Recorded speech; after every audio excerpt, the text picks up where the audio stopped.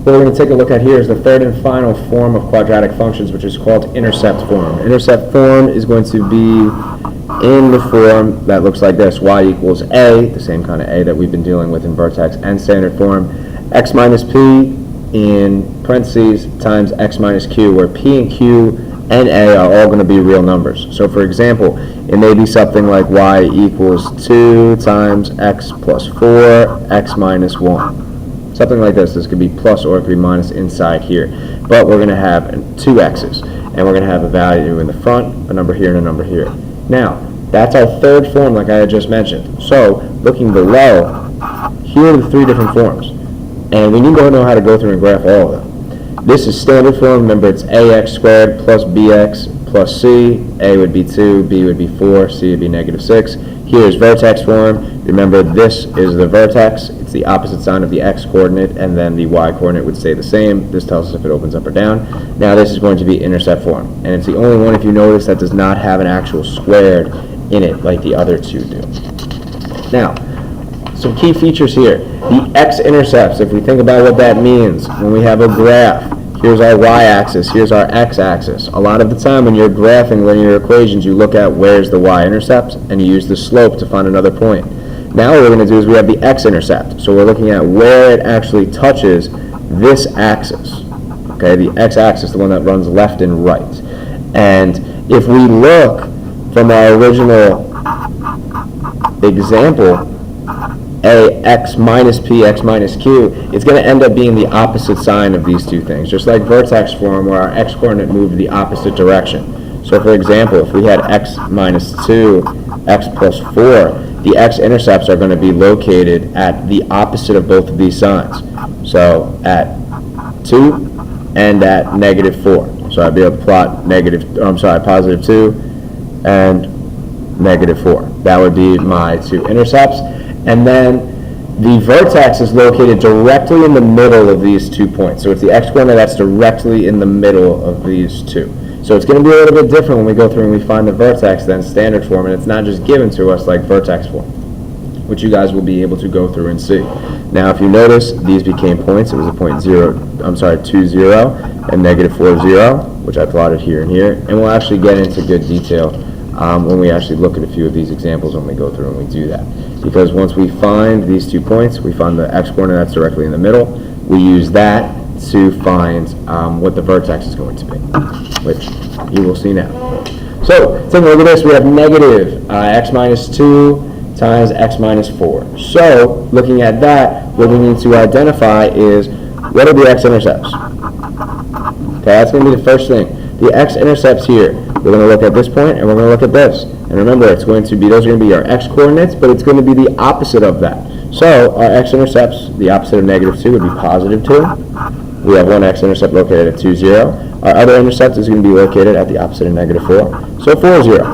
And I'll plot those 2 points. Here's 2, 0.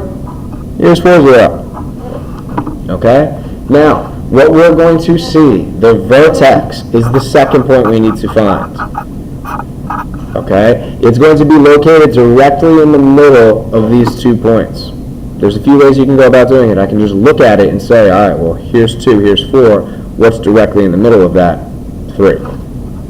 So that means the x-coordinate needs to be somewhere along this line at x equals positive 3. If you don't see it, if the numbers, if they're too far apart or something, we can't really identify nice and easy like we can here, what you can do is add up the 2 numbers, 2 and 4, and divide it by 2. 6 divided by 2 will give us 3. That's the midpoint formula that's going to tell us directly where the x-coordinate is going to be, because it's telling us the middle of those 2 values, or the average, what we would look at here. So that means it's at 3. So what you're going to do, just like we would in standard form, you're going to take the 3 and you're going to plug it back into our original equation. So you're going to plug in negative 3 minus 2, 3 minus 4. And I'm going to go through, and again, use PEMDAS. So you inside the parentheses first.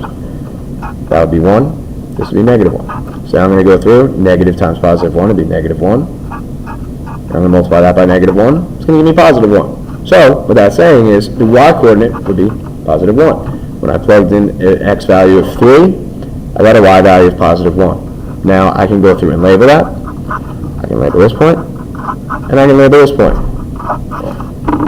I have everything I need for the quadratic. That's it. Okay, I have my vertex. I have a point on each side of the axis of symmetry, which is the vertical line that runs through the vertex. Okay, at x equals positive 3. But here would be my quadratic, and that's it. I can identify the 2 points, then I just need to kind of backtrack and find the vertex by finding, all right, my x-coordinate is directly in the middle of these 2 points, and then I use that, plug it in, find the y-coordinate. Let's take a look at another example. So, looking at this one here. Now, again, you want to find the x-intercepts first. How do we do that? We use this, and we use this point. And again, remember, these are 2 points. It's not just some number. It needs to have an x and a y coordinate. So, for both of these x-intercepts, the y value is always going to be 0. That's the only way it can touch this point, is if the y value is 0. Now, again, remember how this works. You're going to take this value and you're going to flip its sign. So, it'll be negative 1 because this is a positive 1. This is negative 1 here, so that should be positive 1. I'm going to plot those 2 points. Negative 1, 0, 1, 0. Now, I'm going to go ahead and I'm going to identify the vertex. Again, what you can do is you can either add these 2 things together and divide by 2 to find out where the middle is when we're looking at these 2. So here, yeah, it's going to be at 0, or you can kind of just look, all right, negative 1, 1, what's directly in the middle of that? 0. So that means my vertex is going to have the x-coordinate 0, and I need to find the y-coordinate by using that 0 and plugging it into the original equation. So I'd say 0 plus 1, 0 minus 1, 0 plus 1. Again, we're doing PEMDAS, so I should have 1 times negative 1. Those 2 things multiplied together gives you negative 1, which now I have my vertex. Okay, it's the point 0, negative 1. I would plot that, draw my curve. Okay, remember again, that means my axis of symmetry would be right there. It'd be the point x equals, the line x equals 0. I can label all these points. Positive 1, 0, 0, negative 1, negative 1, 0. That's everything that I need. I have my vertex and I have my 2 points on either side of the axis of symmetry. Okay, I have one last example to show you guys, then I'm going to give you guys a practice problem at the end. Same exact technique here. Okay, you're going to identify the x-intercepts first. Again, my y-coordinate is going to be 0 for both of these intercepts because it has to lie along this point. You look at this, and you look at this point. You flip the sign. This would be negative 3, 0. It would be 1, 0. I plot those 2 points. Negative 3, 0, and 1, 0. Now, if I'm looking at this, to find my vertex, it's going to be a little bit farther apart. Looking at these, I need to find what's directly in the middle of negative 3 and 1. You can do 2 things. You can add the 2 of them together. Negative 2 divided by 2 would give me negative 1. So that means the middle between negative 3 and 1 is going to be the x value negative 1. Or you can kind of just look at the graph and say, all right, what's directly in the middle here? You know, negative 1 is 2 away from negative 3, and it's 2 away from positive 1, so it's directly in the middle. Just like last time, that's only my x-coordinate, that's only half the battle. I need to find the y-coordinate. How you do that, you take negative 1 and you plug it back into the original expression.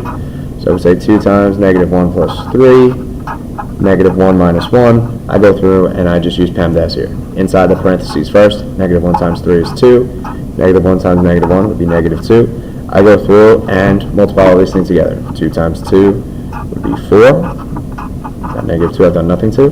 4 times negative 2 would be negative 8. So that means I'm going to go ahead and plot the point negative 1, negative 8. Down here, I can label it, negative 1, negative 8. Okay, negative 1 was the point that we found directly in the middle of the 2 intercepts. That's my x-coordinate. I take that and plug it in to find my y-coordinate, which was negative 8. I can label all these, 1, 0, negative 3, 0, which again, remember, are the points that we identified from here and here, and we flip the signs on both of them. Okay, we flip the signs. It's not just 3, 0 and negative 1, 0. We have to flip the signs when we're looking at those x-intercepts.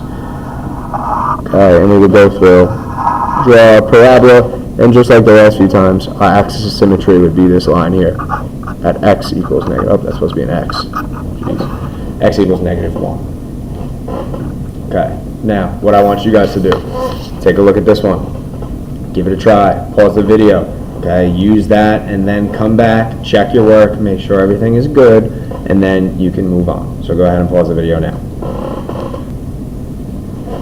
So if you take a look at what we have here, this would be our graph. Our intercepts would be located at -2, 0, and 2, 0, our x-intercepts I should say, and our vertex is located at the point 0, 4. Now how we did that, again, remember our x-intercepts are identified by these 2 points, and we flip the signs. So our x-coordinate here would be +2, y value is always going to be 0, that's the only way it's going to be an x-intercept. Same thing here, x plus 2, we're going to flip the sign, it's going to be -2, 0. We're going to have those 2 points are going to be our intercepts. To find our vertex, remember we're looking for the point that's directly in the middle of those 2 coordinates, those 2 intercepts. We're able to do that either by using this formula, by finding the average or the middle point really between these 2 things, or you can kind of just look at the graph and identify, all right, 0 is directly in the middle here. You use that point, you plug it back in to get your y coordinate, which gave us 4, so my vertex is located at 0, 4. Which I'm able to plot right here. Once I have those 3 points, I go through and I sketch my parabola, and that will be all. That gives me my graph in intercept form.